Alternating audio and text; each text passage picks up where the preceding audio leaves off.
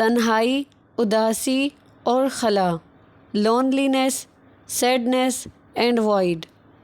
انسانوں کے اس سیل رواں، اس بے پناہ ہجوم میں ہم سب اکیلے ہیں۔ انسان کو تنہا پیدا کیا گیا ہے، اسے مرنا بھی اکیلے ہی ہے۔ تنہائی نفس کی ایسی جبلت ہے جس سے یہ بے پناہ خوف کھاتا ہے۔ نفس خوب جانتا ہے کہ وہ اکیلا ہے۔ اس احساس کو، اس جذبے کو دبانے کے لیے، اس تنہائی سے بھاگنے کے لیے وہ محرک یعنی اسٹیمولس میں، رشتوں ناتوں میں پناہ لیتا ہے، ہنسی مذاق کرتا ہے۔ زندگی کو مصروف رکھنا اس کا واحد مشن ہے۔ یہ کسی صورت اکیلا نہیں ہونا چاہتا۔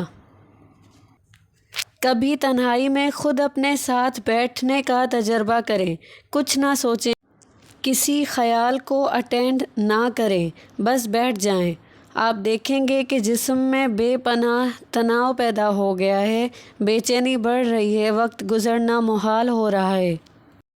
جو انسان تنہائی میں اپنے آپ کے ساتھ چند لمحے نہیں گزار سکتا، اسے احساس ہو جانا چاہیے کہ وہ کتنی بری صحبت یعنی بیڈ کمپنی میں ہے۔ آنکھیں ذہن کا دروازہ ہے۔ رات کو سوتے وقت جب ہم آنکھیں بند کر لیں تو دنیا کو ختم ہو جانا چاہیے، مگر نفس اس قدر چالاک ہے کہ آنکھ بند ہوتے دماغ میں ایک دنیا پیدا ہو جاتی ہے اور ہم اس میں مصروف ہو جاتے ہیں۔ آنکھیں بند کر کے پرسکون یعنی ریلیکس ہو کر بیٹھ جائیں اور مشاہدہ کریں کہ آپ کے اندر کیا چل رہا ہے۔ غور یعنی آبزرو کریں۔ جتنا اندر جائیں گے، جتنا گہرائی سے اندر جائیں گے، دیکھیں گے کہ سوچوں کی ایک لامتناہی قطار یعنی ٹریل آف تھاٹس ہے جو چلی ہی جا رہی ہے۔ اسے غور سے دیکھیں۔ دیکھتے رہیں اپنی سوچوں کے سلسلے، اس کے پیٹرنز کا مطالعہ کریں یعنی انویسٹیگیٹ کریں۔ آپ کو دکھائی دے گا کہ دو طرح کی سوچ پیدا ہو رہی ہے۔ ایک تصویر یعنی امیج ہے، دھندلی سی دکھائی نہ دینے والی تصویر کی ایک قسم ہے جو ایک کے بعد دوسری اور دوسرے کے بعد تیسری چلتی چلی آ رہی ہے۔ سوچ کی دوسری قسم ایک نہ سنائی دینے والی آواز یعنی انہرڈ وائس ہے۔ ذہن کی اس آواز کو وائس آف دا ہیڈ یا پھر بولنے والا ذہن یعنی مائنڈس چیٹر بھی کہا جاتا ہے۔ یہ آواز تصویری سوچ یعنی امیج بیسڈ تھاٹ کو جواب دے رہی ہے یعنی رسپونڈ کر رہی ہے۔ یہ سب جو چل رہا ہے اس کی بنیاد کیا ہے؟ یہ کیوں چل رہا ہے؟ غور کرتے رہیں گے تو دکھائی دینے لگے گا، خوب نظر آنے لگے گا، خوب سمجھ میں آنے لگے گا کہ ابھی ایک سوچ ختم نہیں ہوتی کہ دوسری شروع ہو جاتی ہے۔ ہر سوچ کے ساتھ ایک مخصوص جذبہ جڑا ہوا ہے۔ کوئی سوچ خوش کر رہی ہے، کوئی غمگین کرتی ہے، کسی سے دل اداس ہو رہا ہے، کسی سے نفرت، انتقام کی بو آ رہی ہے۔ پھر سمجھ میں آنے لگے گا کہ یہ تو پاگل پن ہے۔ ذہن نے دل کو جذبوں میں الجھا رکھا ہے اور دل ان جذبات سے کھیلنے کا عادی ہے۔ اسے لت لگی ہوئی ہے، اسے ہر سوچ سے جذبہ مل رہا ہے۔ غور سے دیکھیں، یہ آپ کے، ہمارے، سب کے دلوں کا زنگ ہے۔ دل اور ذہن دنیا کے کھیل کود میں لگے ہوئے ہیں۔ یہ دھوکہ چل رہا ہے، سوچ سمجھ کر فریب دیا جا رہا ہے اور جانتے بوجھتے فریب کھایا جا رہا ہے۔ کسی کا سر اس کی مرضی سے حرکت کرے تو بات سمجھ میں آتی ہے، لیکن اگر بیٹھے بیٹھے کسی کا سر بلا وجہ ادھر ادھر ہلنا شروع کر دے اور پھر ہمیشہ ایسا ہی کرتا رہے تو یہ نارمل نہیں ہے، یہ بیماری ہے۔ سوچنا تو عین عقل ہے، مگر یہ کیا کہ ہر وقت سوچ چل رہی ہے۔ سوچ کو اس کی جگہ پر ہونا چاہیے، جب ضرورت پیش آئے تب کام کرے۔ یہ کیا ہے کہ ہر وقت دماغ میں ایک طوفان بدتمیزی برپا ہے۔ یہ تو پاگل پن یعنی مینٹل ڈائریا ہے۔ حتیٰ کہ نوبت ہم سب کی یہاں تک آ پہنچتی ہے کہ بلے شاہ رحمۃ اللہ کی آواز سنائی دیتی ہے۔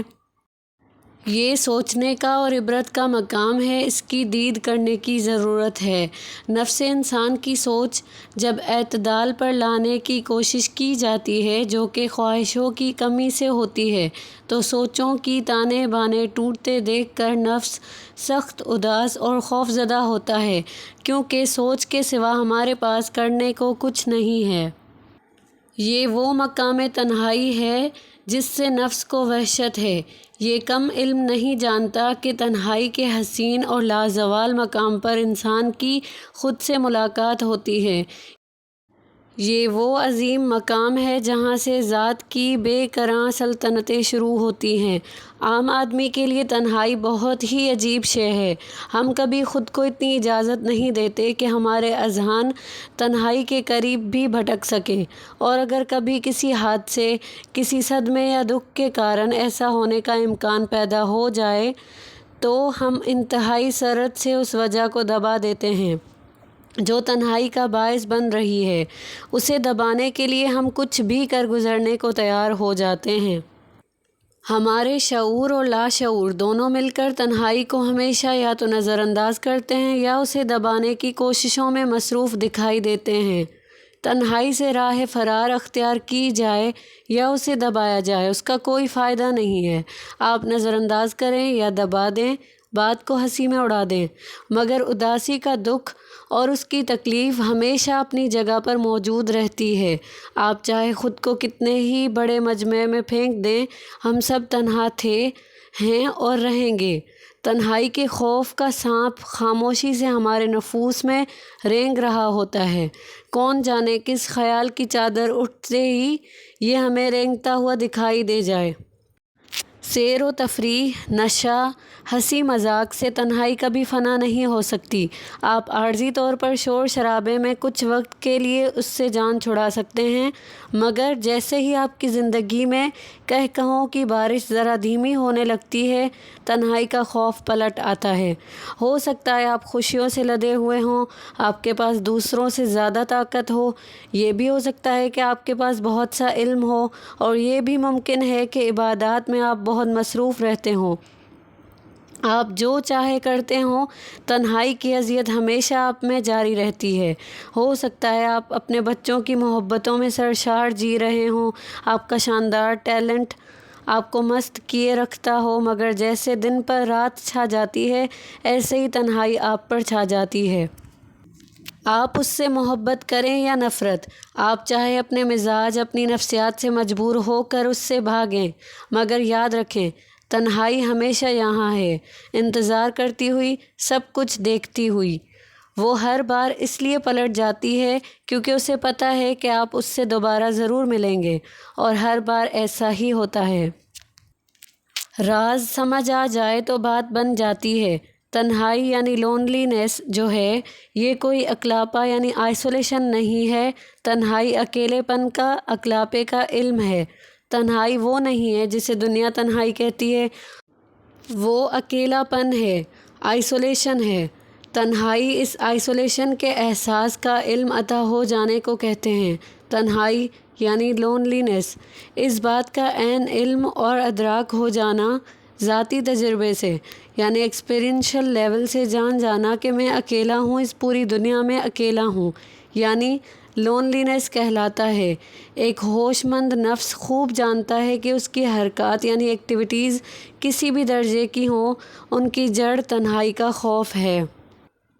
اگر کچھ دیر کے لیے تمام تر ممکن حرکات یعنی ایکٹیویٹیز روک لی جائیں، اسٹلنس طاری کر لی جائے، تو دیکھا جا سکتا ہے، ایک اندھے کی آنکھ سے بھی دیکھا جا سکتا ہے کہ نفس کے مرکز میں ایک خلا کا یعنی ایمپٹینس یا وائڈ کا احساس ابھرنے لگتا ہے۔ نفس اس ابھرتے ہوئے خالی پن سے ہمیشہ خائف ہوتا ہے۔ یہی وہ خلا ہے جس کو پر کرنے کے لیے انسان اپنی ساری بیش قیمت زندگی ضائع کر بیٹھتا ہے۔ لوگ اپنی زندگیوں کے سچے جھوٹے، بڑے چھوٹے، اچھے برے مقاصد بناتے ہیں۔ جو بھی کرتے ہیں اس کا مقصد صرف تنہائی کے اس عظیم خلا کو پر کرنے کی کوشش کرنا ہے جو کسی صورت کسی سے آج تک پر نہ ہو سکا، ہاں مگر صرف وہ لوگ جن کو اللہ دیکھنے والی نظر عطا فرما دے۔ نفس کو معلوم ہو کہ یہ خود سے کبھی نہیں بھاگ سکتا، کیونکہ نفس اپنی ذات میں، اپنے اسٹرکچر میں تنہا ہے۔ اللہ کی طلب میں نکلنے والے ہر نفس پر یہ وقت آتا ہے جب وہ اس مقام پر پہنچتا ہے جسے خالی پن یعنی ایمپٹینس یا وائڈ کہتے ہیں۔ یہاں سے آگے اس کے ساتھ جانے والا کوئی نہیں۔ نہ کوئی مرشد نہ استاد، یہاں کوئی پڑھ نہیں مار سکتا۔ اس مقام سے نفس کو خود گزرنا ہوتا ہے، حتیٰ کہ تنہائی کا احساس بھی پیچھے رہ جاتا ہے، پھر نہ کوئی تنہا رہتا ہے اور نہ کوئی تنہائی۔ You will go alone. Even aloneness will not go with you. You will go all alone. اس مقام پر صرف اللہ پر کامل اعتماد ہی کام آتا ہے۔ دنیا کی ہر شے، ہر جذبے سے زیادہ اپنے خالق پر اعتبار کر کے تنہائی کے اس لامحدود صحرا میں مسافر کو چل پڑنا ہوتا ہے۔ اتنی سی بات ہوتی ہے، لیکن بڑے بڑے یہاں عاجز ہو جاتے ہیں۔ یہاں انسان کے نفس کو محبت عطا ہوتی ہے۔ اللہ تب تک نہیں ملتا جب تک انسان اپنی خواہشات سے دستبردار ہو کر تنہا نہ ہو جائے۔ نفس انسان اس مقام پر ایسا ہو جاتا ہے کہ سب کے درمیان رہتا ہے، زندگی بسر کرتا، کھاتا پیتا اور ہنستا مسکراتا بالکل دوسروں جیسا دکھائی دیتا ہے، مگر اندر سے جان چکا ہوتا ہے کہ وہ تنہا ہے، کوئی اس کا نہیں اور وہ کسی کا نہیں۔ جیسے ہی نفس اس مقام میں تنہائی کو پوری طرح قبول کرتا ہے، جبلیات، انسٹنکٹس اعتدال کی حدوں کو واپس ہونے لگتی ہیں اور محبت پیدا ہوتی ہے۔ محبت، جو مخلوقات کا اپنے خالق کے ساتھ سب سے قریبی رشتہ ہے۔ محبت سوچ نہیں ہے، یہ خیال نہیں ہے جسے ہم اپنی مرضی سے جب چاہیں استعمال کر لیں اور جب چاہیں رد کر دیں۔